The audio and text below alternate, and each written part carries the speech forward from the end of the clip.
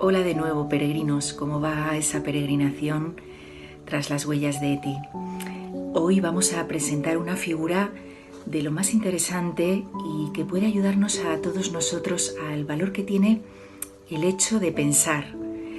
Y esta figura es Hannah Arendt. Se trata de una judía alemana, filósofa, muy metida en asuntos políticos, pero que ella misma no se define ni como filósofa ni como política, sino como pensadora, ¿no?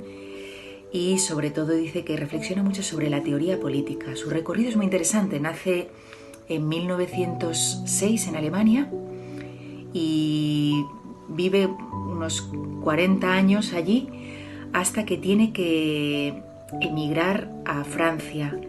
Y tras emigrar a Francia se casa por segunda vez y desde Francia tiene que volver a emigrar a Estados Unidos. El motivo de estas emigraciones es la persecución antisemita y las circunstancias como se iban desenvolviendo. En este periodo ella estudiará filosofía hasta hacer un doctorado con Karl Jasper y también trabajó muy de cerca con Heidegger. Entonces fue una de las mujeres que en su recorrido y en los acontecimientos históricos que le tocaba vivir hizo un pensar sobre los hechos que le llevó a posicionarse, ¿no? Esa fue su forma de actuar. En muchas ocasiones participó en organizaciones sionistas, ayudando a jóvenes a huir a Palestina en la época de la persecución nazi. Y cuando llega a Estados Unidos, ella se dedica a escribir y comienza a ser profesora en sus universidades muy importantes, y a trabajar en un periódico. Se define frente a las circunstancias, pues escribe un libro sobre los totalitarismos, donde habla de los orígenes del mal del totalitarismo, tanto del nacional-socialista como del de Stalin, o va profundizando también como en la Revolución Húngara. Luego se enfrenta también y cuestiona a veces el haber perdido la conciencia de la tradición en el propio pueblo judío. También se rebelará frente a la cuestión negra en Estados Unidos, criticará fuertemente la guerra de Vietnam. Pero hay un acontecimiento muy importante que es el que se da en 1961. En 1961,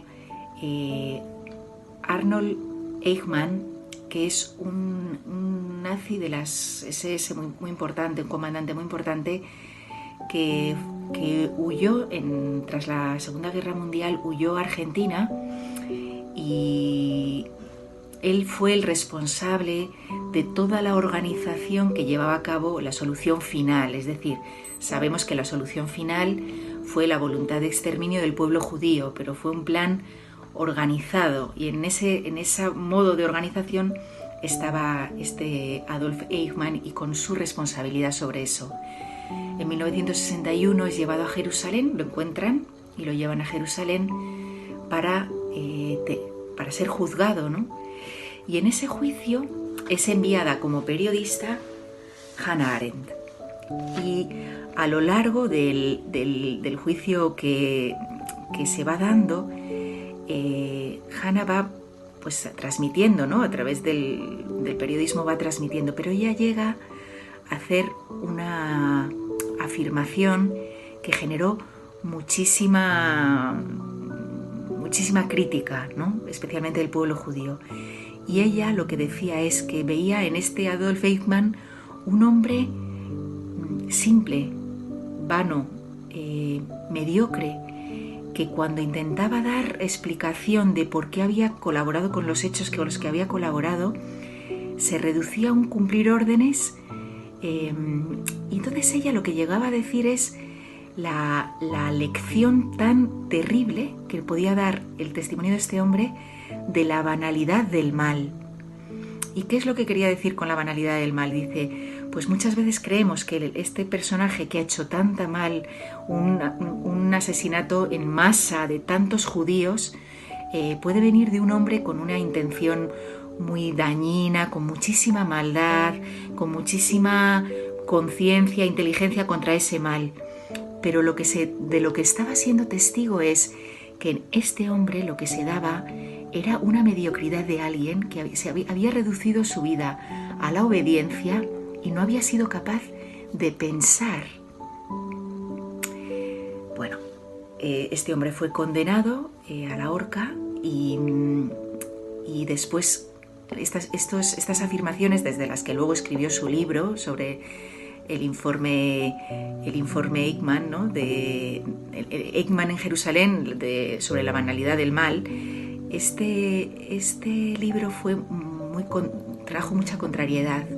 Y después ella en una conferencia se expresó bien. Dice: yo no estoy en contra del juicio como responsable, como la responsabilidad que tenía en los acontecimientos que ocurrió. Porque de alguna forma ella decía, no se trata solo de decir por qué obedeciste, sino por qué colaboraste, ¿no? Pero lo que ella ha querido iluminar es un peligro del que todos de alguna forma corremos, y es que muchas veces no sabemos tomar distancia de los hechos y llegar a pensar por nosotros mismos en lo que está aconteciendo.